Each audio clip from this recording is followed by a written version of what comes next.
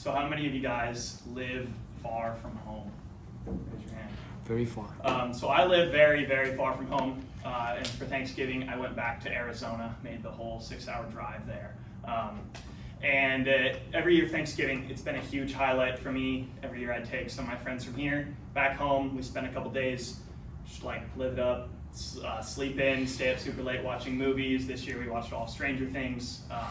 We eat a ton of food, just lounge around, play card games, board games, all the stuff. And it is great. It is honestly a highlight of my year. But the biggest highlight in that is those small moments when I just get to sit with my parents and just kind of talk to them about life, about what's been going on. I do call them a lot, but there's something even better about just like getting up early and sitting with them, drinking coffee, asking them about like other family members, how people have been doing who I don't keep up with, but who they do. Ask them about how church is, how our community is. And just like really being able to sit with them and be with them in the things that they have going for them. There's a part of me that even like when I'm here, because the time from when I leave after summer to when I come back Thanksgiving is the longest time that I go without being home typically. And so when I come back, there's always a yearning to be back and a yearning to especially like know the distresses that people are facing. And when I went back this time, it's like my brother was going through some hard stuff. My aunt and uncle were going through hard stuff that I didn't really know about. And so to be able to come and sit with my parents and hear about it was good for me and was good to be with them. But at the same time, I know that the Lord has me at Biola. He has me at OCF. He has me serving here for the foreseeable future. And that tension is something that I think that Nehemiah feels a lot of in his book, which is what we're going to go into today. So some context for that is, Nehemiah, he's a long way from home. He's in exile. Some of his people returned with Ezra. The book of Ezra finishes, and then it's a 13-year gap between that and when Nehemiah's book starts. And Ezra finishes, and they rebuilt the wall. A lot of exiles have returned, but they're in distress because the walls are torn down. And the king of Persia at the time, when Ezra was there, in Ezra 4, he halted the production of them. So they're vulnerable to attack. And then one other thing that you guys need to know is that at this time, Nehemiah is the cupbearer for King Artaxerxes in Persia. And if you don't know, the cupbearer is pretty much like the last line of defense to the king. He's somebody who sees the king every single day.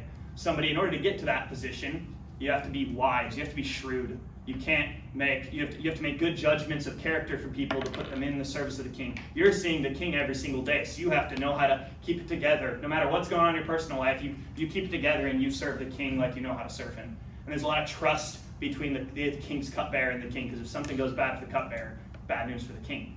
So Nehemiah is in this position, and he knows that this is the position that the Lord has him in. And this is where we find our story today. Nehemiah 1, and the first movement of the story is verses 1 through 3. So Nehemiah chapter 1, verse 1 says, "The words of Nehemiah, the son of Hakaliah. Now it happened in the month of Chislev, which is pretty much our December, in the 20th year, as I was in Susa in the citadel, that Hanani, one of my brothers, came with certain men from Judah, and I asked them concerning the Jews who escaped, who had survived the exile, and concerning Jerusalem. And they said to me, the remnant there is in the province who had survived the exile, and is in great trouble and shame. The wall of Jerusalem is broken down, and its gates are destroyed by fire." And this is the first movement of the story, is the distress of Nehemiah. So here, not only is he far removed from this situation, but he knows that for the ancient Near East, a wall is the protection of the city. That for a wall to be gone, it's not like here where like you don't just have walls because they're cool and like beautiful. You have them because if the wall's gone, you have no protection. You're vulnerable for attack. And this is what Nehemiah is afraid of, is that his people, his legacy, his family are susceptible to attack. After the remnant has been brought back, after all God's promises, like we're back in the promised land and we have nothing. So what does he do with this distress? Well, that's the second movement of the narrative. Pick it up in verse 4. This is Nehemiah's prayer. He says, "As soon as I heard these words, I sat down and I wept and mourned for days. And I continued fasting and praying before the God of heaven. And I said, O Lord God of heaven, the great and awesome God, who keeps covenant and steadfast love with those who love him and keep his commandments. Let your ear be attentive and your eyes be open to hear the prayer of your servant that I now pray before you all day and night. For the people of Israel, your servants, confessing the sins of the people of Israel, which we have sinned against you, even I and my father's house have sinned against you. We have acted very corruptly against you. and have not kept the commandments, the statutes, and the rules that you commanded your servant Moses. Remember the word that you commanded your servant Moses, saying, if you are unfaithful, I will scatter you among the peoples. But if you return to me and keep my commandments and do them, though your outcasts are in the uttermost parts of heaven, from there I will gather them and bring them back to the place that I've chosen to make my name dwell there. They are your servants and your people, whom you have redeemed by your great power and by your strong hand. Lord, let your ear be attentive to the prayer of your servant and to the prayer of your servants who delight to fear your name. And give success to your servant today, and grant him mercy in the sight of this man. Now I was cupbearer to the king. So what does Nehemiah do with this distress? He takes it to the Lord. And he mourns, and he weeps, and he grieves. And it says day and night he does this. So he takes it to the Lord again and again and again. And the reason I think that Nehemiah is so distressed by this is not, like I said, because the walls are so beautiful and to see them in ruins is like a sad sight to see. No, it's because of what the walls symbolize, that these people, they're the people of Yahweh. And so for them to be in distress, for them to be in ruins, for the city to be in ruins, shows that Yahweh is weak. And so for these people to be in shame is for Yahweh to be shamed, because Yahweh is the God over these people. So Nehemiah is not only, he's in distress because of his people, but he's also in distress because of the name of Yahweh. And I think that, like, if you've ever been if you ever moved houses, like, and all your stuff is moved out of the house that you once lived in, say it was your childhood house, and you're like taking one last walk through the house to see if you forgot anything, and you see the living room and it's empty, and like where couches were and a TV, there's nothing, and then you walk and you see the kitchen, and the kitchen's empty, there's no food on the counter, and then you see your bedroom that you slept in for however many nights, and that's empty. And you're walking out and you're probably pretty sad. And you're not sad because the stove was really good and it's a shame that the stove is off now. Like, you're not sad because the couch was really comfortable and now you have to sit on the floor. You're sad because this place that was once your home is now empty. This skeleton of a house now is just filled with like dust going through where the light shines in. And so now your home is moving to a different place. And I think this is a very similar type of emptiness that Nehemiah feels, and the whole people of Israel, of like, Lord, where are your people? You told us that if we return to you and keep your commandments, then you will gather us from wherever we are and bring us back. And so he's praying this day and night for months. And he gives a very specific request to God. He says, God, give success to your servant and grant him mercy in the sight of this man. And then the other thing that I want you guys to notice about this prayer is that Nehemiah recognizes that he's not alone in this. And that for us, in our true distress, no matter what is going on, you aren't alone. That Nehemiah, in verse 11, he says, let your ear be attentive to the prayer of your servant and the prayer of your servants who are with you, who delight to fear your name. We like to feel sorry for ourselves. We like to be destined. I'm the only one who's going through this suffering. Kind of reminds me of Elijah in 1 Kings 19, where he's like, Lord, I'm alone and left, and they're seeking my life. And God told him the truth. I've kept for myself 7,000 men who have not bowed the knee to Baal. But for Nehemiah, he recognizes that he's not alone. And so for us, when we turn our distress to God, we recognize the truth that we're not alone. So after this time of prayer, chapter 2 comes in. And chapter 2 says, in the month of Nisan, which Nisan is like our April. So this time of prayer happens for 4 months, from December to April. He's praying day and night for this. And he comes to prayer, and after this time of prayer, chapter 2, verse 1 says, in the month of Nisan, in the 20th year of King Artaxerxes, when wine was before him, I took up the wine and gave it to the king. Now I had not been sad in his presence, and the king said to me, why is your face sad, seeing you are not sick?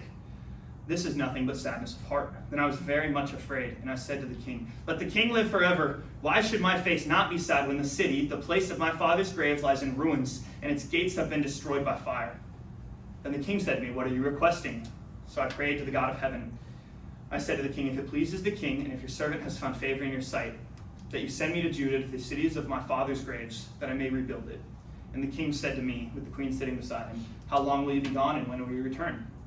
So it pleased the king to send me. And when I had given him a time, and I said to the king, if it pleases the king, let letters be given me to the governors of the provinces beyond the river, that they may let me pass through until I come to Judah. And a letter to Asaph, the keeper of the king's forest, that he may give me timber to make beams for the gates of the fortress of the temple, and for the wall of the city, for the house that I shall occupy. And the king granted me what I asked, for the good hand of God was upon me. So in this last movement of this narrative, we see the dependence of Nehemiah. that he still worked in these 4 months. Like, he's praying day and night, but then he comes, he's put together and before the king for his job, and he comes to the king and he serves the king. And he's waiting on the Lord for the Lord's timing when the Lord will grant him his request before the king. And so it comes one day that the king notices that he's sad. And so you have to think, for the king to notice that, if you think about it, every time that Nehemiah takes the wine, drinks it, he's healthy, his eyes are like, this is good for you, and I'm healthy, so the king takes it, okay, this is good for me, I'll be healthy. But this time Nehemiah gives it to him, and his eyes are sad. And the king notices that. And not only the king notices that, but the king notices, well, this isn't even, you're not sick, you're still healthy. I know what you look like when you're sick and when you look like when you're healthy. So he asks him, so why are you sad? And it's the first indication that the Lord is moving here. So the king notices his sadness, and Nehemiah says, then I was very much afraid. Because this king, to build up a wall, to build up a city, when you're under the rule of some other nation, is just an act of rebellion, because it's a way to protect yourself. And so not only is Nehemiah asking for permission to go and protect himself, but he could be easily killed for that, he's sad in the presence of the king. He has no right to be sad in the presence of the king. The king could tell him to leave because of that, but because of his position and because of the station the Lord has given to him and his prayers before the Lord, the king has compassion on him. So Nehemiah says, then I was very much afraid. And for me, reading this story, it's like, well, okay, Nehemiah is pretty much like a rock star. I mean, he prays day and night for 4 months. I don't remember the last time that I did that. But here it's like, okay, this guy's human. He's afraid before the king. So he says to the king, let the king live forever. Why should my face not be sad when the city, the place of my father's graves, lies in ruins and its gates have been destroyed? So the king said, what are you requesting? And the next phrase, he says, so I prayed to the God of heaven. And throughout Nehemiah, there's actually a pretty common phrase that a lot of times when he's in conversations, there's this little aside that he says, so I prayed to the God of heaven. And this shows that, like, he has to be a very wise man for his job. He can't just react emotionally when things happen. So here, his emotional response is, I'm super terrified and afraid. He takes a step back. He prays to God of heaven. And then he recognizes God's grace for him. And he asks, if it pleases the king, if your servant has found favor in his sight, that you send me to Judah, the city of my father's graves, that I may rebuild it. And as I'm reading this, it says that line, the place of my father's graves, a couple of times. And I'm always curious. I was very curious why it says that. And I think in the ancient Near East, like, the place that you're buried is a very sacred place because they believe that it helps you in the afterlife. And so for a grave to be desecrated is a very, like, shameful thing to happen to you, to your family, to your lineage, for your legacy. So instead of taking the stand of, hey, we need to protect ourselves because we might be killed, even though you rule over us, that's a rebellious thing to ask for. But to say, king, my lineage, my legacy, my father's house are being disgraced because we have no protection for the graves of my father's house. That's an extremely wise thing to ask. That puts it in a very good place for the king to grant him the request. And the king does. He asks him for a time frame. He gives him lumber. He gives him a letter to Asaph. Later it says he gives him officers, army, people, and horsemen to aid him on his journey.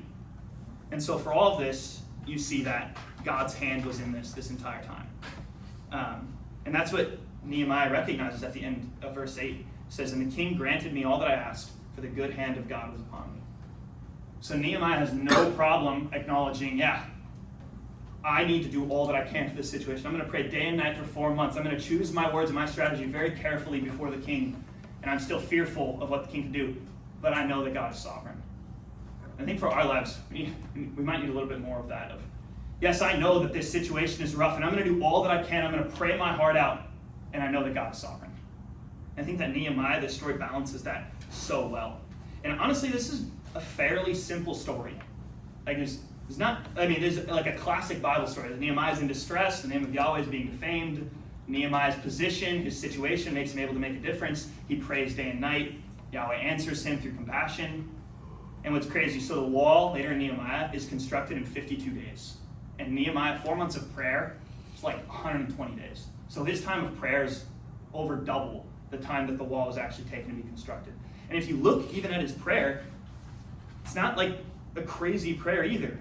It actually really follows our acronym of ACTS, with adoration. It's like, God of heaven, the great and awesome God who keeps steadfast love with those who love him and keep his commandments. And then there's confession. It says, confessing the sins of the people of Israel which have sinned against you. Even I and my father's house have sinned. And there's thanksgiving. He gives thanks. They are your servants, your people, whom you redeemed by your great power and your strong hand. And there's supplication. Give your servants Give success to your servant today, and grant him mercy in the sight of this man, the king. So Nehemiah's prayer isn't this crazy thing. He's praying this prayer, acknowledging God, following a very simple acronym that a lot of us use today, every single day. Prayer is simple, but it is very powerful. And Nehemiah, he recognized the truth of our situation, and in his distress, he brought it to God. God can draw us from our distress into devotion to him. So take your distress to the Lord, because he's faithful.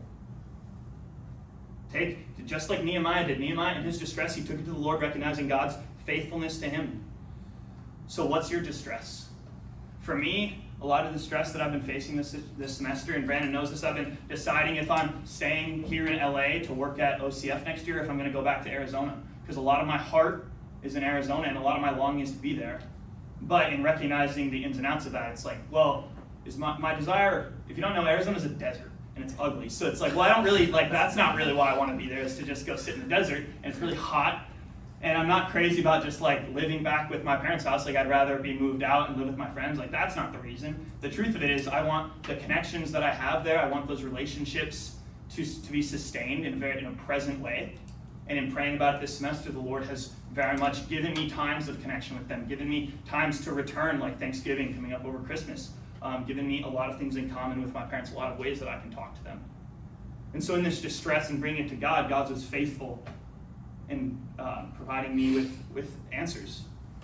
And maybe for you, you're struggling because finals and academic stuff is ramping up, and you also have to somehow be faithful to your ministry at the same time. And how am I supposed to use my time well when I have these competing interests and also relationships to maintain? Take your distress to God, because he's faithful. Maybe for you, you're struggling financially because you have to pay for Talbot, and also you're making a ton of money as a minister, right? So maybe for you there's tension there, and it's not necessarily you want to see all the numbers in your bank account be super high, but it is that you want enough money to provide for your family, for your future family.